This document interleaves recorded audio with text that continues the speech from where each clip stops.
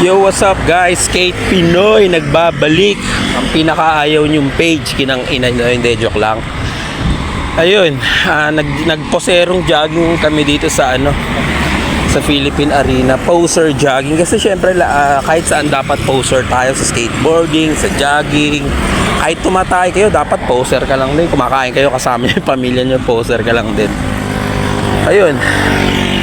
Sa skateboarding pala po, kung ang daming drama, no? Ang daming drama. Hindi ko lang alam kung matagal na, dati pang madrama yung iba sa skate scene o ngayon na. Kasi dapat pag skater ka, dapat radical eh, di ba? Dapat radical ka, dapat punk, hardcore, walang drama, di ba?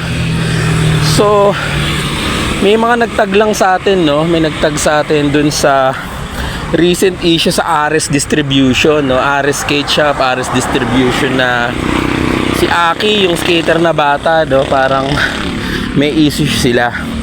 Syempre, ni-review natin yung issue, no. Binasa ko yung mga comments ko na ba nangyayari. Syempre, yun nga pala, chismis yun eh. Dapat lagi tayong updated sa chismis. Salamat sa mga nagtatag sa Skate Pinoy, sa mga skate chismis, no.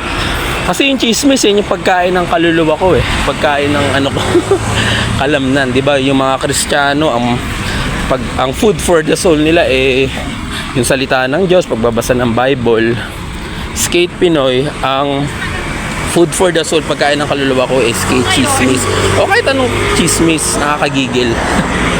So yun nga, no, Ares Distribution, tas umalis yung Aki na bata kasi sinasabi ng Ares Distribution, sayang yung mga sponsor, no? Sayang yung mga sponsor kasi big companies na yung mga nag-sponsor sa kanya. Chocolate, Spitfire, Venture, or kahit ano pa yon. Basta mga branded skate brands, company yung nag-sponsor kay Aki, no? Tapos si Aki yata nag-decision na umalis, no? Lumipat doon sa isang kumpanya na tinatawag na Java, no?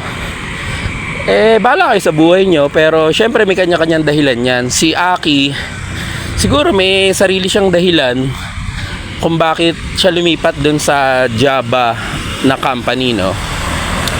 Tsak yan, may importante siyang dahilan. Hindi naman siya aalis, no, sa Ares na napakagaganda ng mga sponsor niya na ganun-ganun lang, di ba? Sa isang skater, pangarap mo ma-sponsoran ng mga skate brands na legit talaga, di ba? Yung mga big time company, mga big dogs sa skateboarding, no? Pero umalis si Aki doon, di ba? Bakit siya umalis? May nabasa ako mga comment kay Idol, nabasa ko kay Idol Cholo Dantes eh. Nag-comment si Idol Cholo Dantes na na responsibility daw. Pinapatay daw ng responsibility yung pag-i-skate. Which is tama naman in a way, no, sa maraming bagay.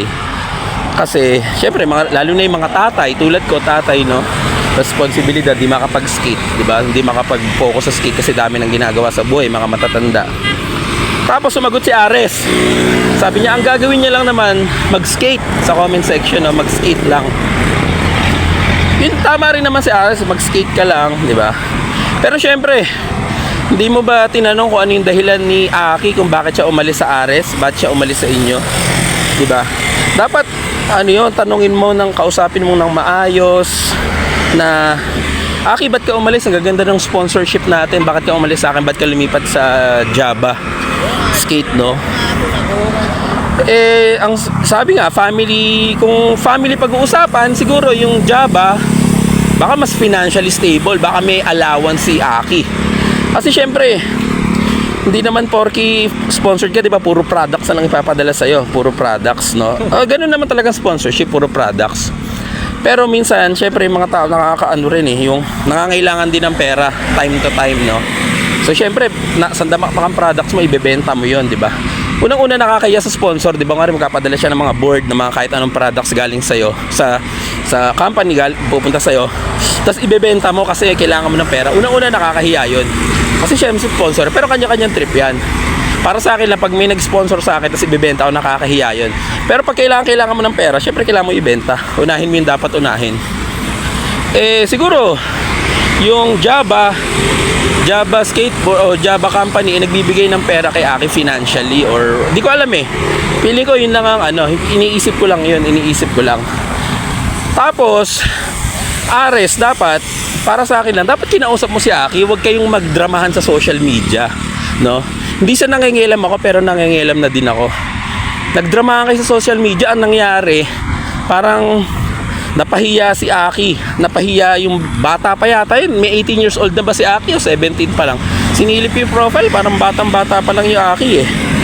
Parang naging shaming. Parang social media shaming yung nangyari. Kasi mga ganung bagay, putang ina, pare-pareho tayong skater. Dapat hindi tayo madrama sa ganun. Dapat internal na lang. Putang ina, nagkaroon ng social media. Putang ina, drama dito, drama doon. Tangina, yung mga skater kayo, drama nyo.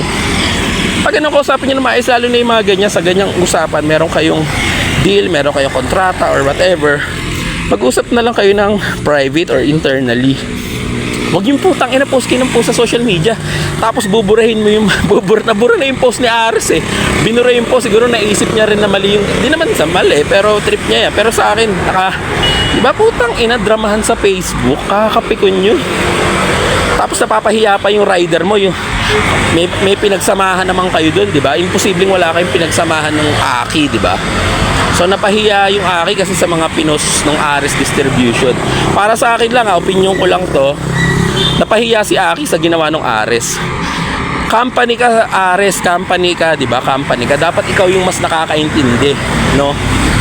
Siguro naman yung may-ari ng Ares, yung team ng Ares, mas matatanda na kay Aki, no? Matatanda na kay Aki yun.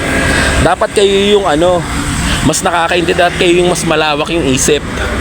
Kung desisyon ni Aki na umalis sa Ares, lumipat sa Java, respetuhin natin dapat yun. Trip niya yun eh.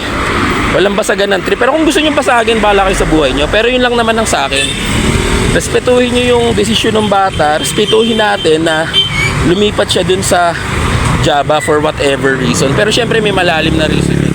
Pero pa sa akin na iniisip ko lang financial reason yun. Baka yung Java is mas financial stable or may financial allowance siya. Hula ko lang naman, no? Pero kung tama ako, well, Skate Pinoy is your number one skate company. Hindi, joke lang. Yun lang naman ang aking saloobin. Okay, mga skater tayo guys, huwag kayong madrama. Puking ina nyo.